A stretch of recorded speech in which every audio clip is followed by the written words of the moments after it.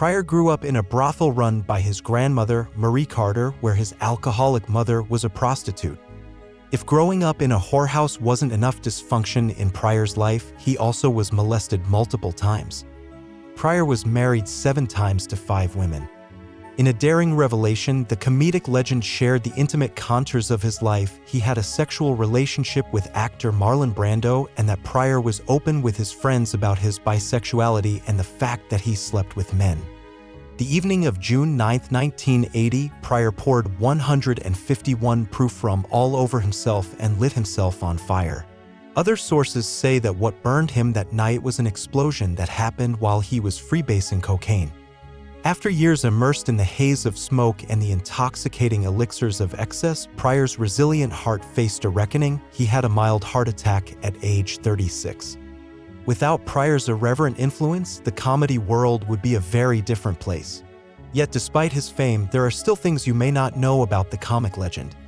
Join us today as we look at the legend Richard Pryor and let us know which other legends you would like us to cover. Pryor was born on December 1, 1940 in Peoria, Illinois.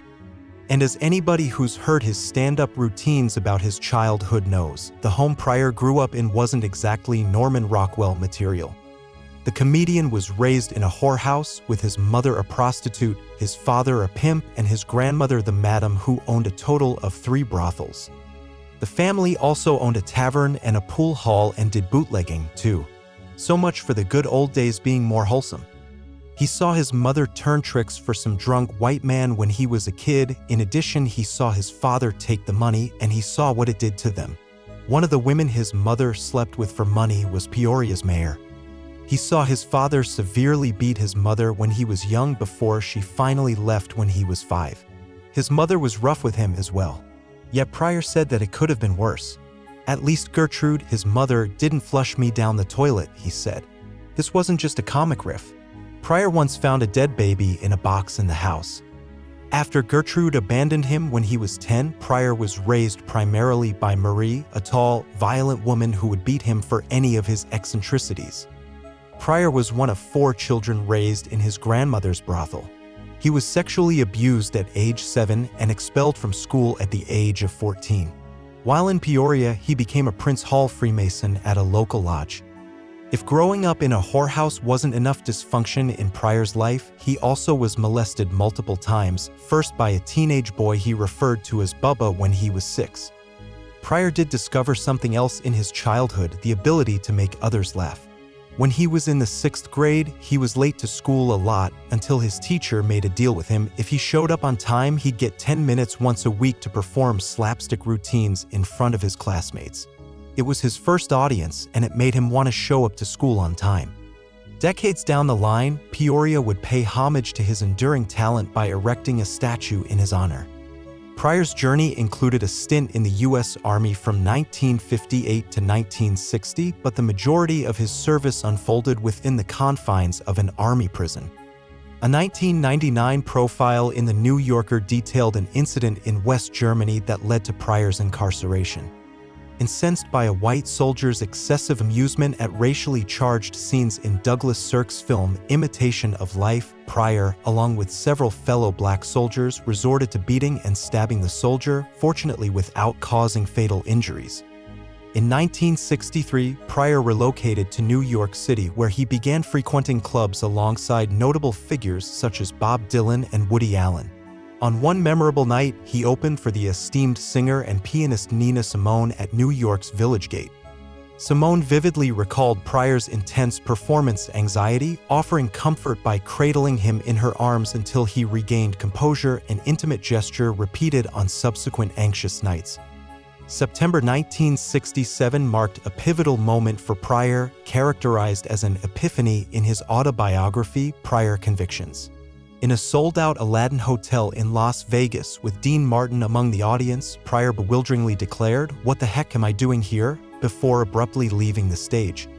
This event marked the inception of Pryor incorporating profanity, including the controversial term nigger, into his act. His 1968 debut comedy recording, Richard Pryor, on the Dove reprised label, documented this transformative period in his routine. Tragically, his parents passed away during this period, his mother in 1967 and his father in 1968. In 1969, Pryor embraced the counterculture spirit as he relocated to Berkeley, California, immersing himself in a community that included influential figures like Huey P. Newton and Ishmael Reed. In 1970, Pryor inked a deal with the comedy-centric independent record label Laugh Records. A year later, he recorded his second album, Craps After Hours. Despite still dwelling in relative obscurity, Pryor made a notable appearance in the 1972 documentary What Stacks, where he humorously dissected the tragic comic complexities of race relations in Watts and the United States. Seeking broader horizons, Pryor secured a deal with the larger label Stax Records in 1973. The turning point arrived with his third album, The Breakthrough, That Nigger's Crazy, 1974. However, Laugh Records, claiming ownership of Pryor's recording rights, nearly succeeded in halting the album's sale through legal maneuvers. Negotiations ensued, resulting in Pryor's release from his Laugh contract, and in exchange, Laugh gained the rights to release previously unreleased material recorded between 1968 and 1973. That Nigger's Crazy achieved both commercial and critical acclaim, certified gold by the RIA and honored with the Grammy Award for Best Comedy Album at the 1975 Grammy Awards. Amidst the legal tussle, Stax Records briefly closed its doors, prompting Pryor's return to Reprise, Warner Brothers Records. The label promptly re-released That Nigger's Crazy following his first album with the new label, Is It Something I Said? The second release mirrored its predecessor's success, eventually gaining platinum certification from the RIA and winning the Grammy Award for Best Comedy Recording at the 1976 Grammy Awards. Richard Pryor entered the realm of matrimony 7 times, engaging in unions with a total of 5 remarkable women. The opening chapter saw Patricia Price as his first wife, a union that spanned from 1960 to 1961, setting the stage for the intricate relationships to follow. In the late 1960s, Shelley Bonus entered the scene, marrying Pryor in 1967.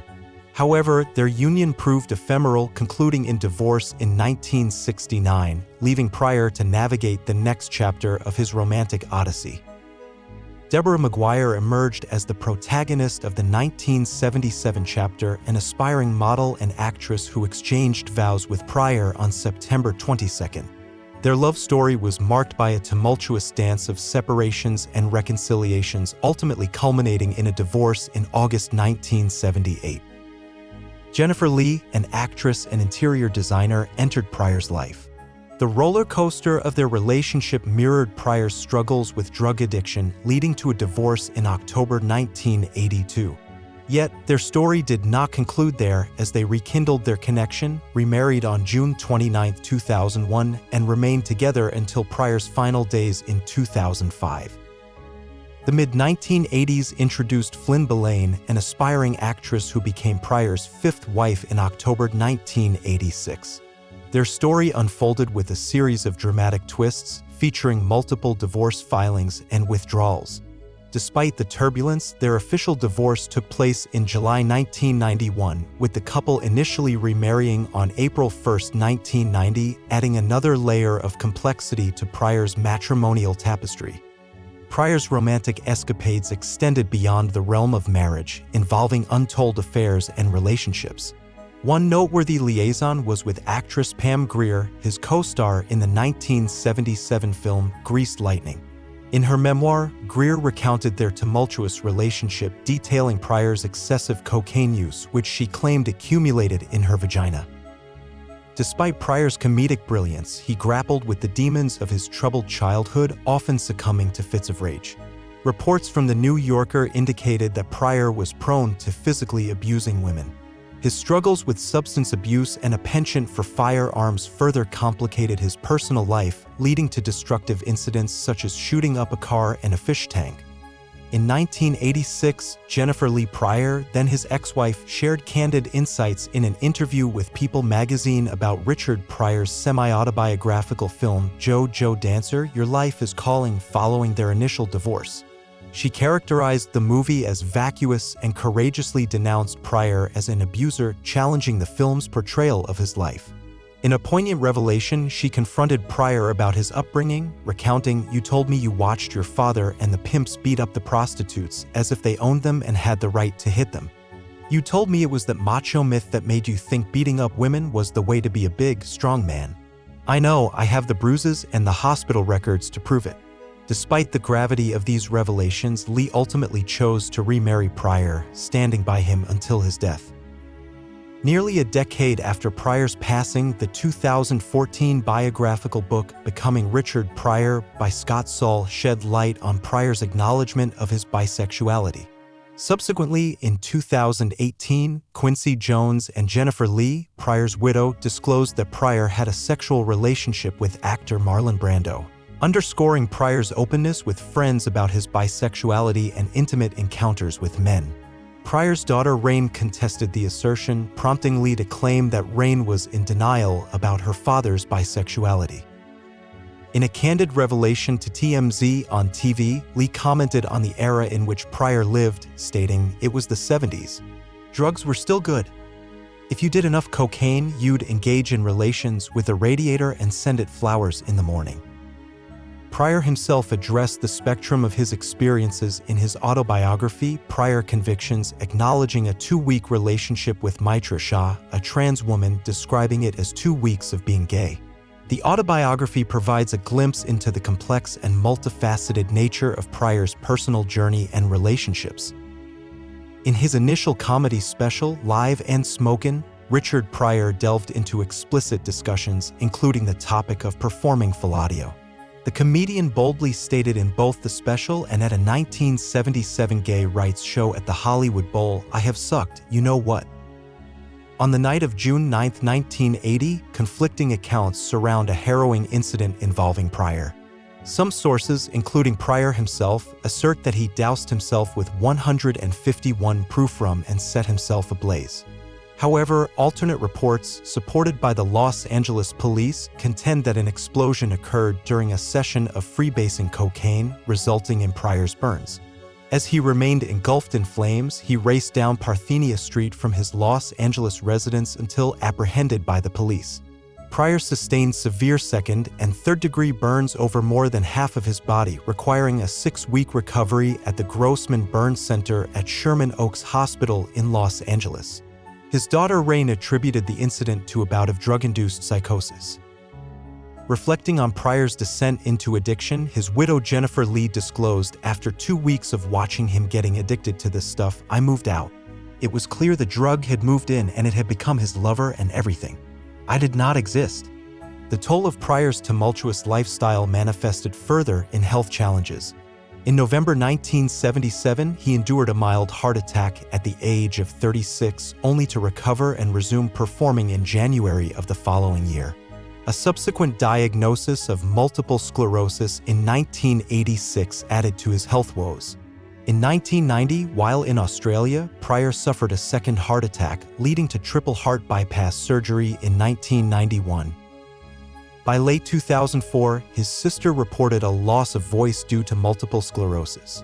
However, on January 9, 2005, Jennifer Lee refuted this claim on Pryor's official website, quoting him as saying, "I'm sick of hearing this shit about me not talking. Not true. I have good days, bad days, but I am still talking." This statement offered a glimpse into Pryor's resilience amid the challenges he faced in the later stages of his life.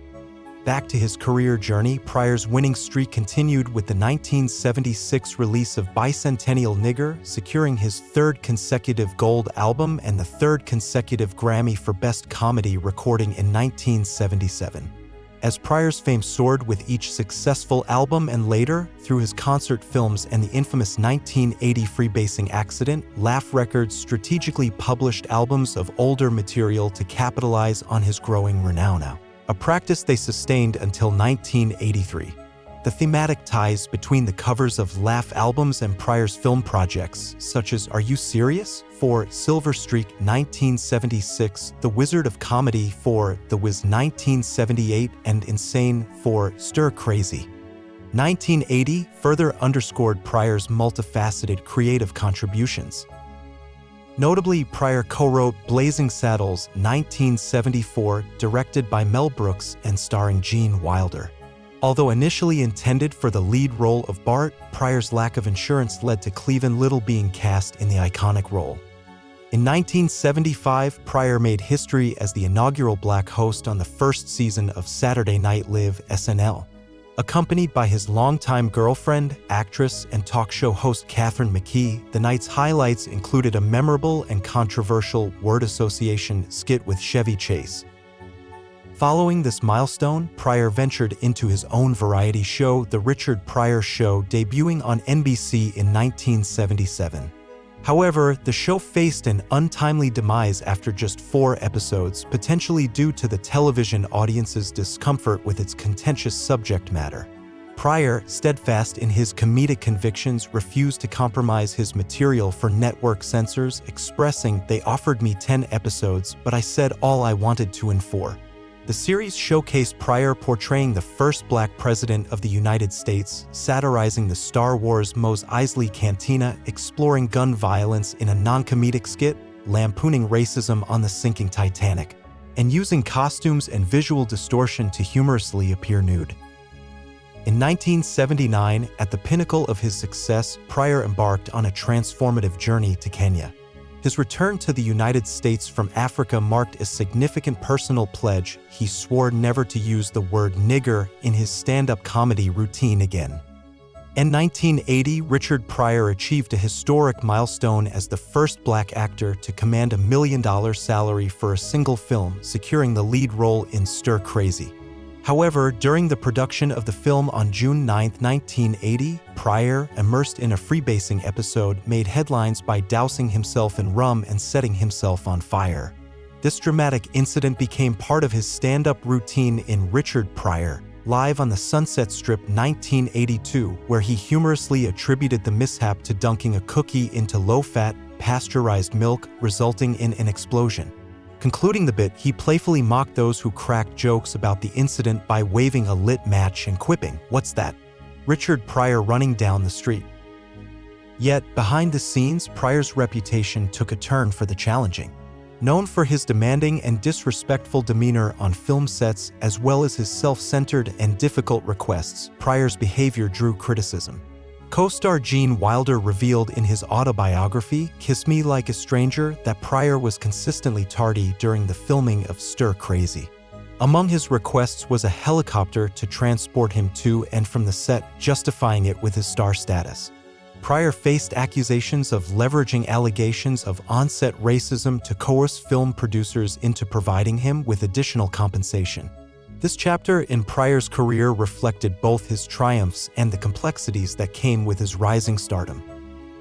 One day during our lunch hour in the last week of filming, the craft service man handed out slices of watermelon to each of us. Richard, the whole camera crew, and I sat together in a big sound studio eating a number of watermelon slices, talking and joking. As a gag, some members of the crew used a piece of watermelon as a frisbee and tossed it back and forth to each other. One piece of watermelon landed at Richard's feet. He got up and went home. Filming stopped. The next day, Richard announced that he knew very well what the significance of watermelon was. He said that he was quitting show business and would not return to this film. The day after that, Richard walked in, all smiles. I wasn't privy to all the negotiations that went on between Columbia and Richard's lawyers, but the camera operator who had thrown that errant piece of watermelon had been fired that day. I assume now that Richard was using drugs during Stir Crazy. Pryor crossed paths with actress Pam Grier through comedian Freddie Prinze, sparking a romantic connection during their joint involvement in Greased Lightning 1977. Their relationship went beyond the screen as Grier played a pivotal role in Pryor's life, assisting him in improving his reading skills and attempting to aid him in overcoming drug addiction. Despite his involvement with Grier, Pryor entered into another marriage while still dating her.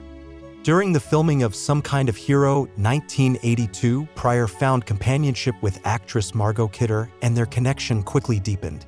Kidder candidly expressed that she fell in love with Pryor in 2 seconds flat upon their initial meeting.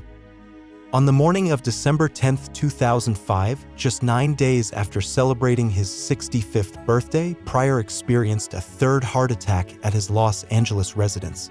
Despite his wife's efforts to resuscitate him, he was rushed to a local West Side hospital where he was declared dead at 7:58 a.m. Pacific Standard Time. Jennifer, his widow, shared, "At the end, there was a smile on his face." Following his passing, Pryor was cremated and his ashes were entrusted to his family. In 2019, Jennifer scattered his ashes in the bay at Hana, Hawaii, marking a poignant farewell. Forensic pathologist Michael Hunter attributed Pryor's fatal heart attack to coronary artery disease, influenced in part by years of tobacco smoking. This conclusion shed light on the health challenges Pryor faced, encapsulating the complexities of his vibrant yet tumultuous life.